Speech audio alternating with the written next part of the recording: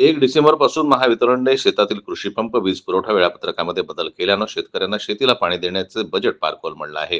रात्रपाळीत शेतीला कृषी पंप वीज पुरवठा असल्यानं शेतकऱ्यांना रात्रीच्या वेळेस शेतीला पाणी देताना अनेक संकटांचा सामना करावा लागत आहे. रात्रीच्या वेळेस शेतीमध्ये पिकाला पाणी देत असताना अनेक हिंस्र वन्य प्राण्यांपासून शेतकऱ्यांच्या जीवाला धोका तर आहेच. शिवाय रात्रभर साप, विंचू यासारखे विषारी प्राणी तसेच रात्रीचे भुरटे चोर या अशा अनेक संकटांचा सामना शेतकरी करत आहेत. या सर्व संकटांमुळे शेतकऱ्यांचे दैनंदिन जीवन विस्कळीत होऊन बळीराजा हा आर्थिक संकटात सापडलेला आहे.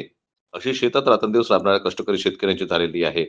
रात्रपाळीत शेतीला पाणी देत असताना कोणत्याही प्रकारची जीवितहानी झाल्यास त्याची सर्वस्वी जबाबदारी महावितरण व शासनाने घ्यावी, तसेच तात्काळ 5 लाख रुपयांची अनुदान राशी शेतकऱ्यांना देण्यात यावी अशी मागणी तालुक्यातील शेतकऱ्यांनी केली आहे. विद्युत महामंडळामध्ये आलेलं आहे. या फीटरमध्ये चांदूरबाजार तालुक्यात होणाऱ्या विजेच्या समस्या, कृषी पंपाच्या ज्या विजा होत्या, कृषी पंपाची जी लाईन होती ते 1 डिसेंबरपासून म्हणजे वेगळा टाईम टेबल देण्यात आला. तो टाईम टेबल शेतकरी वर्गांना मान्य नसून म्हणजे रात्रीच्या पाळीचं जे लाईन आहे ते वाढवून देण्यात आली आहे आणि दिवसाच्या पाळीची लाईन जवळपास खतम केलेली आहे. मागं 4 दिवस दिवसा, 3 दिवस रात्रीनं असा टाईम टेबल होता, पण आज रोजी तो टाईम टेबल बदलून रात्रीची लाईन झालेली आहे. त्यात वन्य प्राण्यांचा हौदोस आणि विंचू, साप, वन्य प्राण्यांपासून जीवाला होणारा धोका ह्या शेतकऱ्यांना म्हणजे जीवघेणा त्रास होऊ शकतो. अशा आशयाचे निवेदन आज रोजी इथे देऊन चांदूरबाजार तालुक्यात दिवसा 12 तास किमान लाईन देण्यात यावी अशा आशयाचे निवेदन आपण केलेले आहे.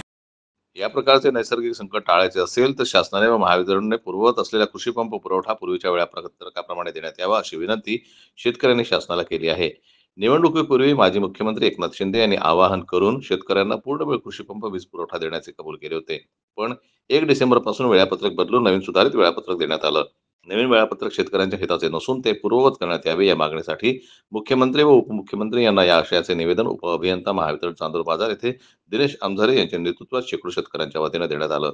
निवेदन देतेवेळी नरेश काळे, अविनाश काळे, प्रवीण कुरवाडे, नरेंद्र कुरवाळे, दीपक भानगे, अंकुश आमझरे, आदित्य पारिसे, प्रणाल परिसे, मोरेश्वर यावले, आशिष दारोकर, रोशन आमझरे, रोशन दाभाडे असंख्य शेतकरी यावेळी उपस्थित होते. जन्मत लाईव्ह न्यूज करता मयूर खापरे यांचे रिपोर्ट चांदूर बाजारहून.